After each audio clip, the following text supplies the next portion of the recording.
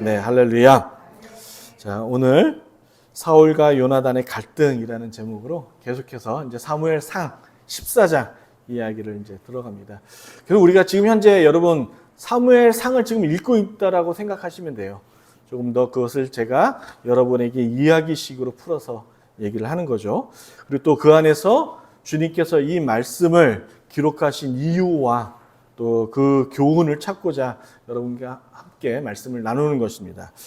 자, 오늘 14장의 이야기는 13장의 이야기와 계속 이어지고 있는 거예요. 다른 환경이 아닙니다. 사울 왕의 무리한 판단이 지금 나라를 위기에 빠뜨리고 말았죠. 지금 이런 상황 속에서 역으로 블레셋의 역공으로 말미암아 이 제대로 된 무기 하나 없는 지금 이스라엘에게 큰 위기가 닥친 겁니다. 그래서 이 블레셋의 공격을 지금 변변한 무기 하나조차 없던 그런 이스라엘에게서 공격을 막기란 불가능한 아주 어려운 극박한 상황인 거죠. 여러분, 사울의 이와 같은 행동, 사울이 블레셋을 공격한, 선제 공격한 이러한 행동은 용기로 봐서는 안 되는 거예요. 그는 자기 스스로가 용기라고 생각할지 모르겠으나 하나님 보시기에는 만용이 되는 겁니다. 그래서 그의 이 만용으로 말미암아 하나님께 책망받는 것이 맞는 거죠. 왜냐하면 그의 이러한 행동은 올바른 믿음에서 비롯된 게 아니기 때문에 그래요. 오로지 자신을 위한 목적에서 맹신이 행동이 된 겁니다. 여러분, 우리가 그 사이비 이단이나 또 우리가 주변에 어떤 기독교 보면 좀 맹신적인 부분들을 발견할 때가 있지 않습니까? 여러분, 이러한 맹신적인 그 근원지가 어디냐면 하나님을 위한 게 아닌 거예요. 자기를 위한 거예요.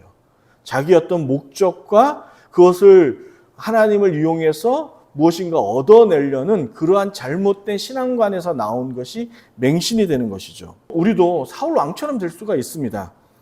집안의 가장이 무리한 사업 추진으로 가족이 힘들게 될 수 있죠. 목사의 그릇된 판단이 교회 전체를 혼란에 빠뜨릴 수가 있습니다. 그러므로 신자는 평상시 하나님의 뜻을 구하고 분별하는 훈련을 해야 해요. 그리고 그것을 무엇으로 할 수 있겠습니까? 말씀밖에 없어요. 말씀. 그래서 말씀을 자주 가까이 하시고 읽으셔야 되죠.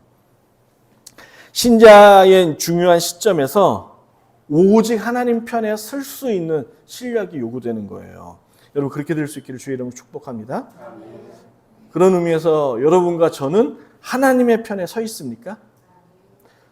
결정적인 순간에 하나님 앞에서 그 모든 것을 다 내려놓을 수 있느냐 하는 것을 묻는 것이죠.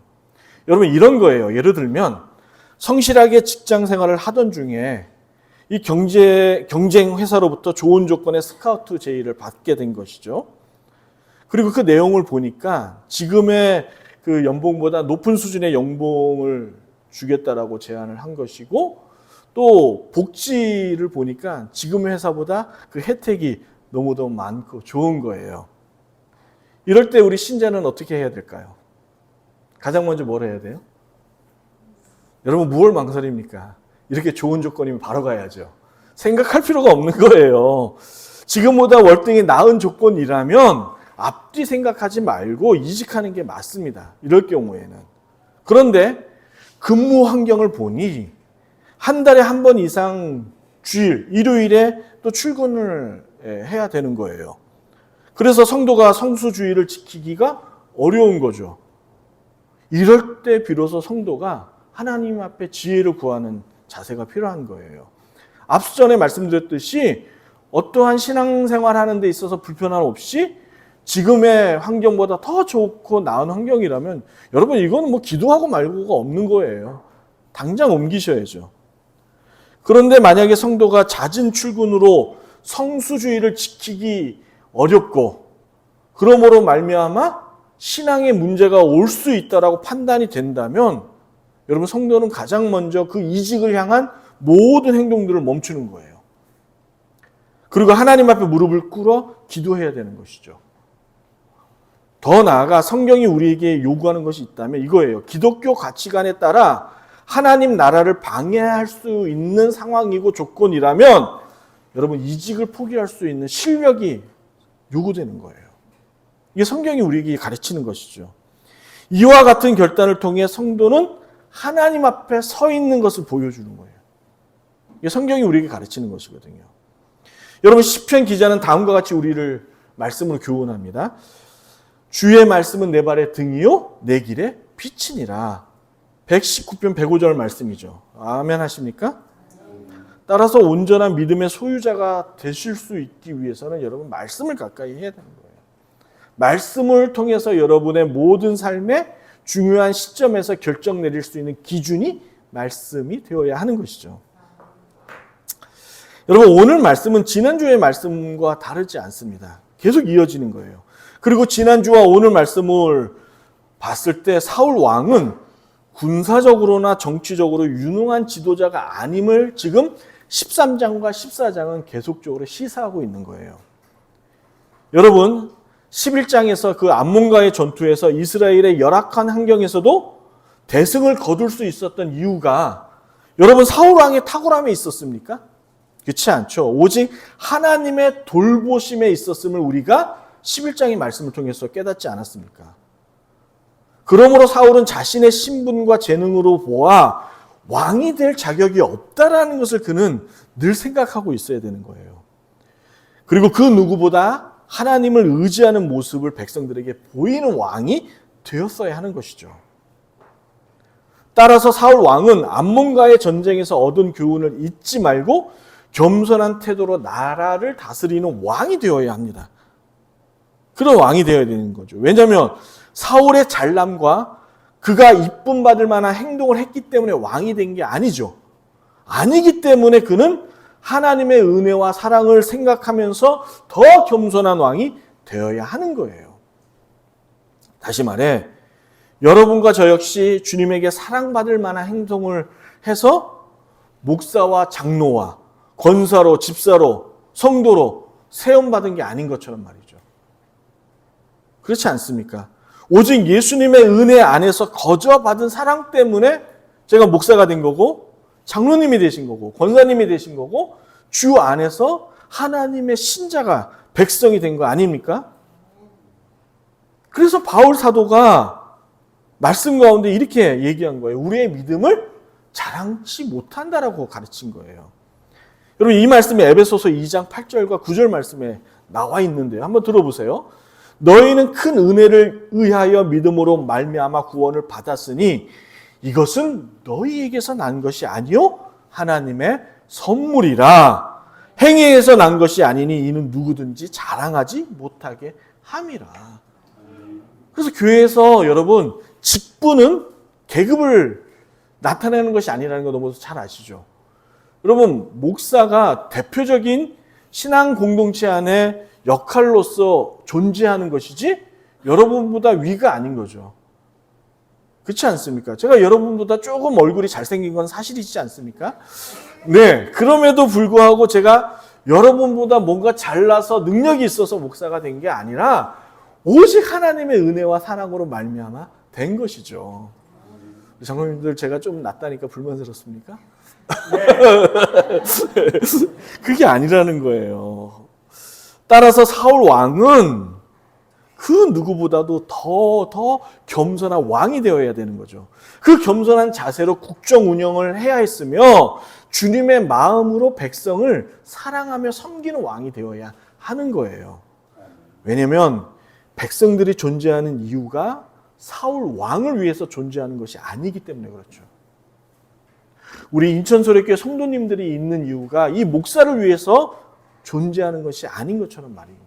오늘 말씀에서 14장을 우리가 유심히 봐야 될 것이 하나가 있는데 그것이 뭐냐면 우리가 이제 13장서부터 사울의 그 왕의 그 아들 요나단이 등장하지 않습니까?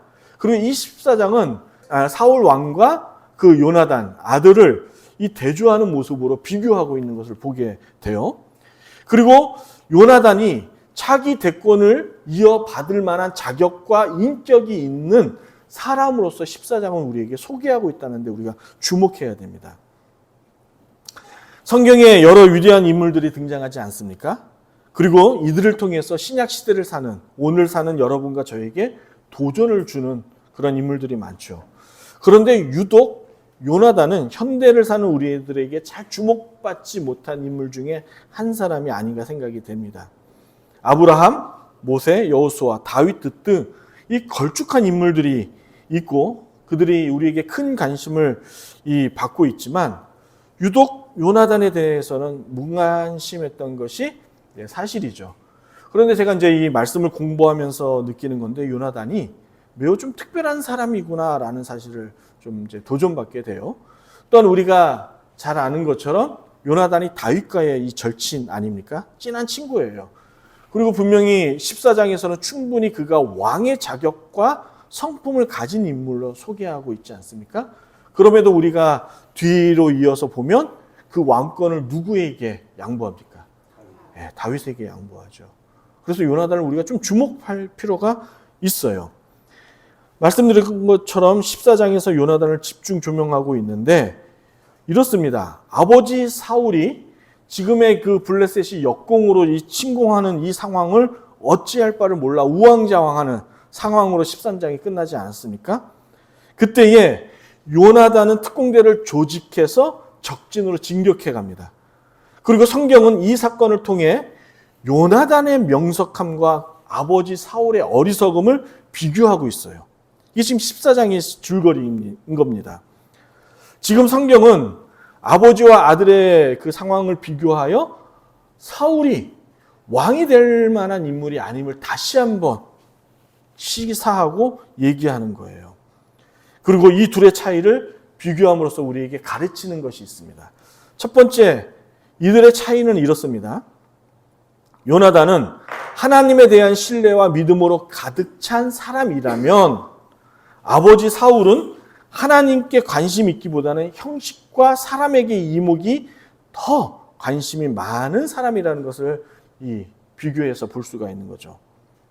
사랑하는 여러분, 지금까지 사울 왕을 보면 그는 정적으로 하나님을 의지하는 모습을 우리에게 보이지 않았던 것을 우리가 이제 말씀을 통해서 잘 알지 않습니까?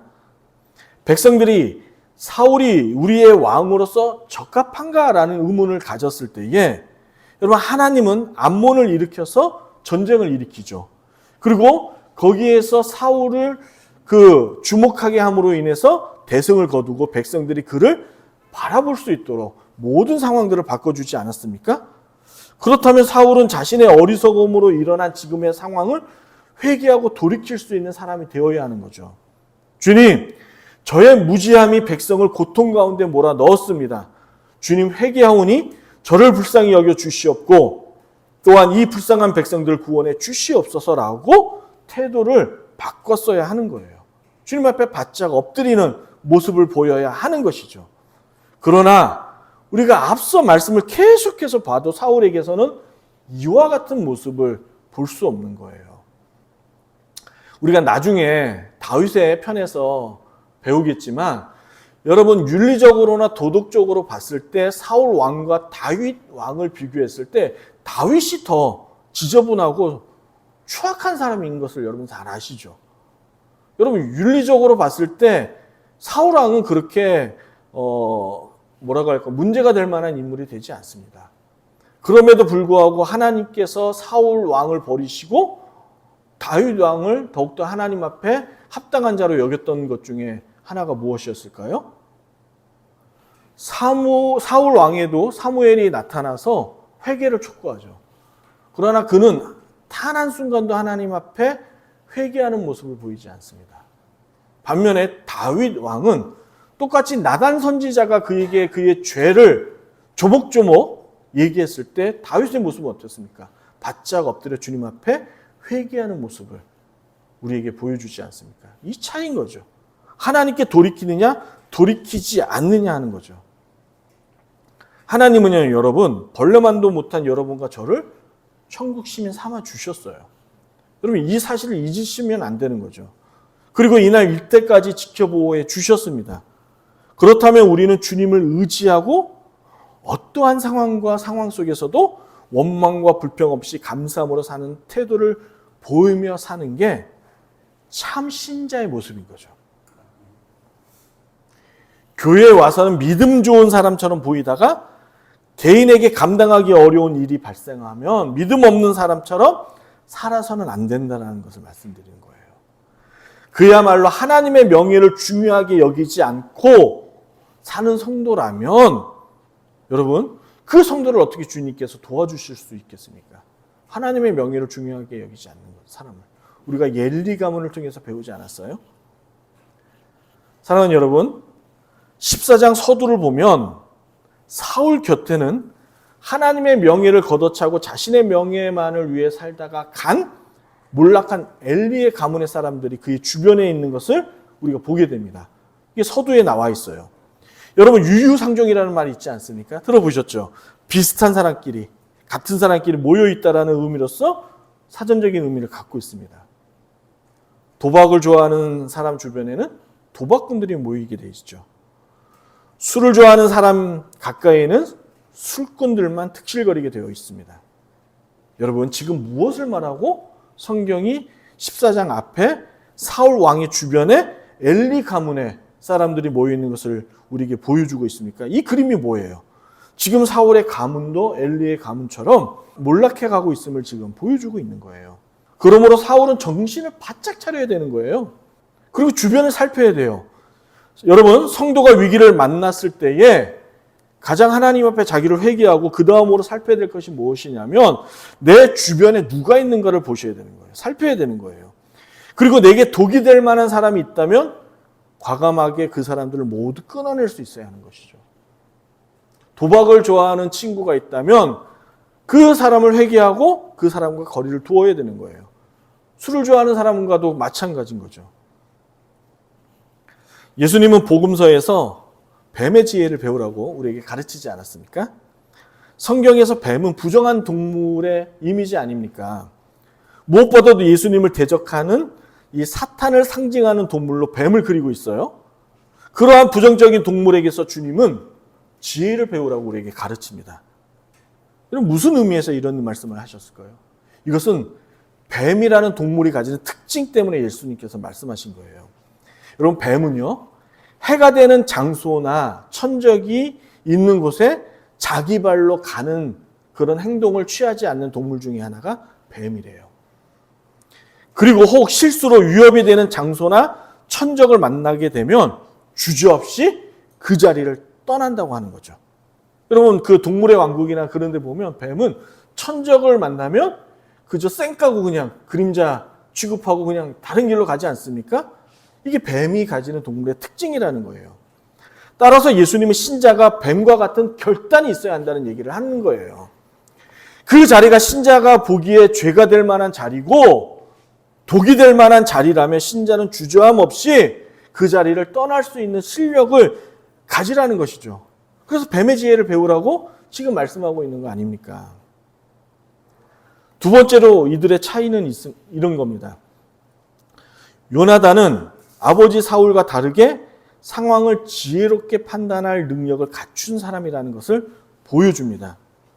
본문에서 사울 왕은 전쟁 중에 군사들에게 금식을 명령하는 것을 보게 되죠. 그게 오늘 읽었던 말씀이에요. 여러분 생각해 보세요. 전시에 굶고 어떻게 싸울 수 있습니까? 배불리 먹여도 이길까 말까 하는데 금식하다니요. 여러분 이게 사울 왕은 지금 제정신이 아닌 거예요. 그게 앞전에 말씀드린 것처럼 사울 왕은 형식에 더 관심이 많는 거예요. 이게 종교적인 행위가 있는 거죠. 우리도 그럴 때 있지 않습니까? 뭔가 문제가 닥쳤을 때에 내가 금식하면 하나님께서 이 상황을 해결해 줄 것이라는 그러한 그릇된 종교적인 이 관례에서 행동하는 경우가 많다라는 거예요. 그러므로 왕의 어리석은 이 명령 때문에 군인들이 더 이상 싸울 힘이 없어 블레셋을 완전히 몰아낼 수 있는 상황임에도 불구하고 이 상황을 놓치게 되는 거죠. 여러분 29절과 30절을 다 같이 한번 읽어보겠습니다.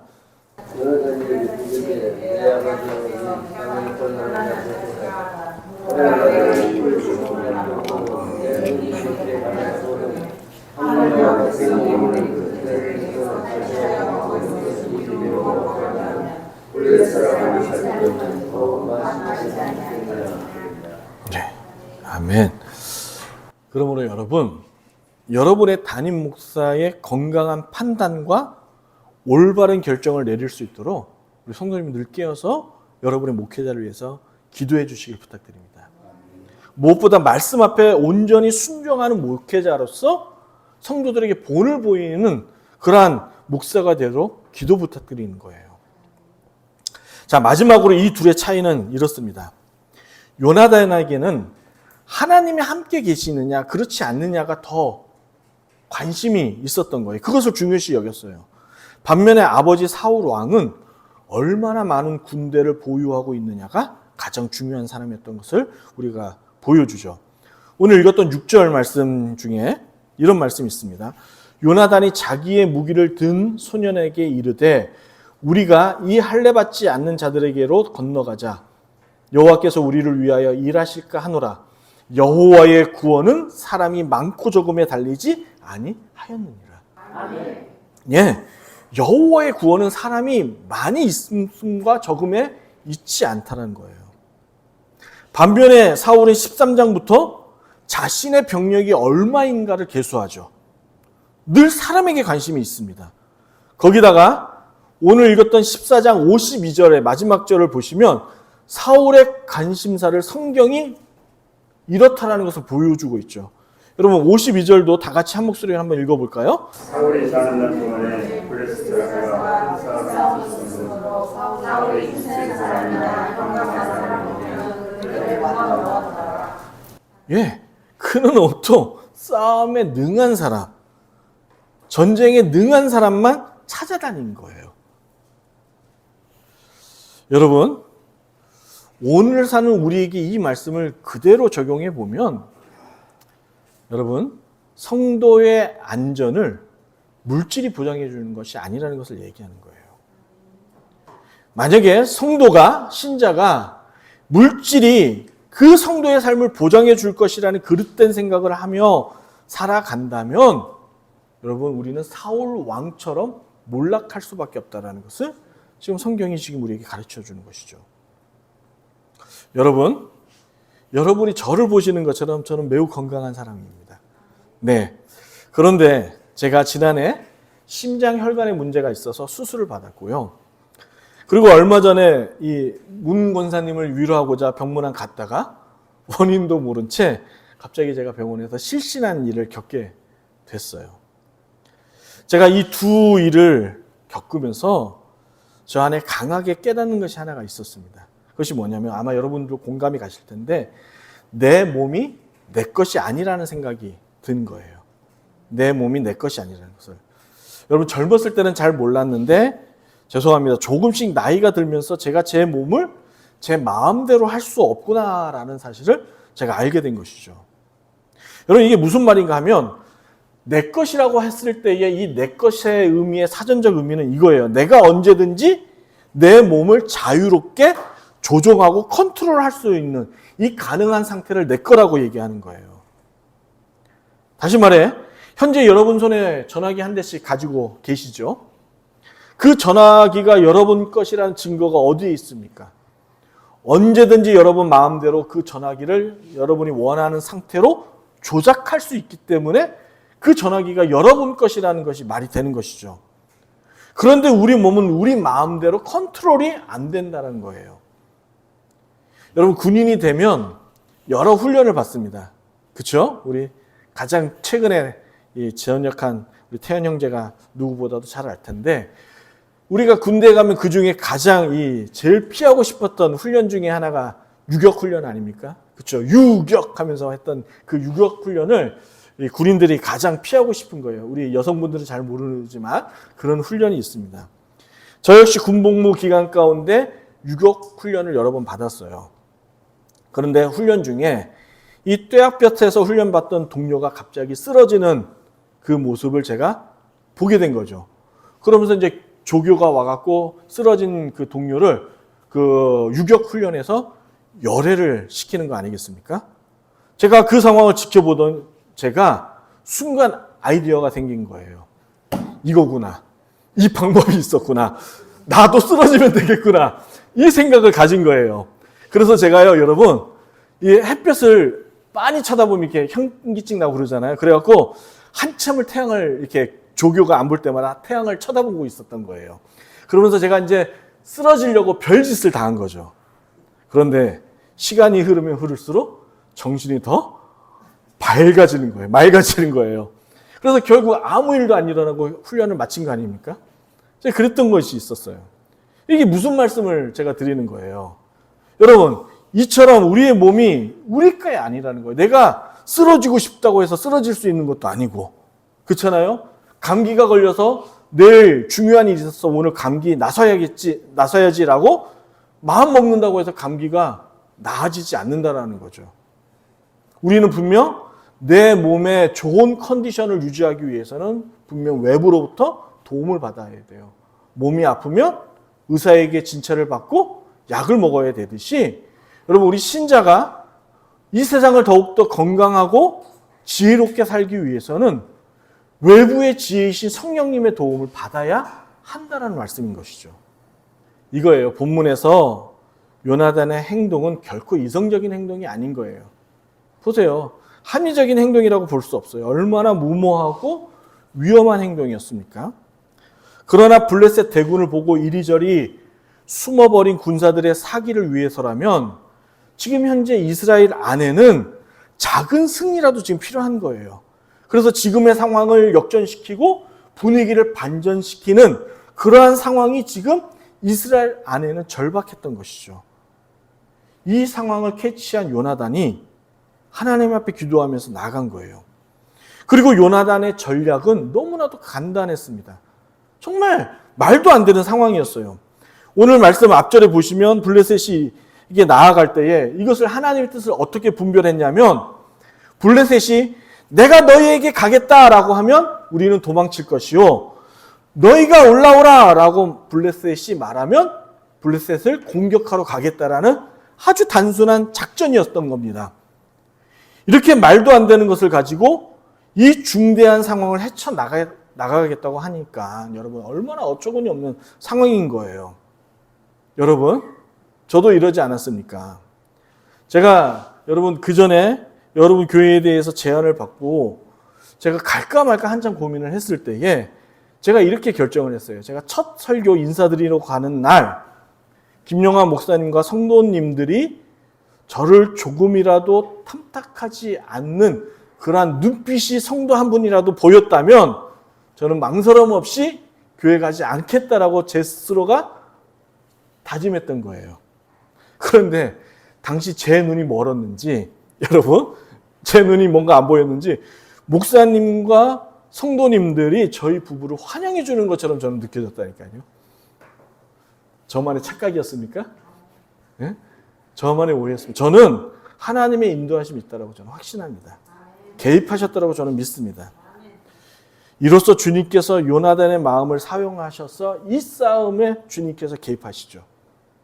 그리고 이 싸움을 승리로 주님께서 말도 안 되는 상황과 말도 안 되는 작전 속에서 그 전략 가운데 승리로 이뤄내시는 주님을 보게 되는 겁니다.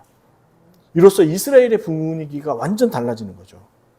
사랑하는 여러분, 요나단의 결단과 하나님을 향한 그의 온전한 믿음이 위기의 이스라엘을 구원합니다. 이 말은 교회도 이처럼 한 사람으로부터 부흥이 시작되는 겁니다. 그 한 사람. 그 한 사람이 침체한 분위기를 바꾸는 것이죠. 여러분, 그 한 사람이 누구입니까? 여러분이십니다. 네, 여러분인 거예요. 그러므로 우리 안에 제일 먼저 시급한 문제가 있어요. 여러분, 이 문제가 있어요. 이 문제가 해결되지 않고서는 여러분, 우리 교회가 변화가 되지 않습니다. 그래서 이 변화에 있어서 우리가 가장 먼저 해결해야 될 이 문제를 저와 여러분들이 함께 공감했으면 좋겠어요. 가장 먼저 우리가 회복해야 될 시급한 문제가 뭐냐면 온전한 믿음이 회복돼야 돼요. 원망과 불평 없이 일관된 태도로 주님이 허락하신 상황을 감사함으로 받아들일 수 있는 실력이 우리에게 필요한 거예요. 온전한 믿음이요. 상황의 변화에 따라 이랬다 저랬다 하는 것이 아니라 어떠한 상황 속에서도 우리 주 예수 그리스도를 바라볼 수 있는 실력이 필요한 거예요. 이게 무슨 말인가 하면요. 지금의 우리의 성도의 가난이 전지하신 하나님의 눈으로 우리를 볼 때 우리가 더 나은 신자로 발전하기 위한 가장 합리적이고 필요한 시간이라면 성도는 주님이 그 다음을 허락하실 때까지 조급함을 갖지 않고 묵묵히 주님만을 바라보는 실력이 우선되어야 한다는 걸 말씀드리는 거예요. 여러분 믿습니까? 여러분의 가난이 하나님 보시기에 합당하다고 믿는 거예요. 그게 전능하신 하나님이란 신앙 고백을 하는 거예요. 네, 전지하신 하나님이라고 신앙 고백하시는 거죠. 그리고 요나단처럼 우리의 헌신을 요구하는 시점이 오면 과감하게 망설임 없이 적진을 향해 돌진할 수 있는 그 순종이 필요한 거죠. 이 순종이 되기 위해서는 여러분 온전한 믿음이 회복되지 않고서는 안 되는 거예요. 그래서 우리가 저와 여러분들이 이 온전한 믿음의 성도가 되기 위하여 해야 될 일이 있습니다. 첫 번째 따라합니다. 예배를 사모하는 겁니다. 단순히 이 시간에 나와서가 아니라 예배를 사모한다는 말씀은 여러분 그 말씀에 거하시는 하나님의 그 능력을 믿고 여러분의 말씀을 믿음으로 수납하는 거예요. 예를 들어 여러분이 아무것도 하지 마시고 그저 기도하는 것이 하나님 보시기에 옳습니다라고 만약에 여러분들이 개인적으로 하나님께 응답을 받았다면 1초의 망설임 없이 1%의 의심 없이 먼저 여러분 기도하시는 것이 여러분의 삶의 최우선이 되어야 한다는 것을 말씀드리는 거예요. 무슨 말인지 아시겠습니까? 이와 같은 성도가 될 수 있기를 주의 이름으로 축원합니다.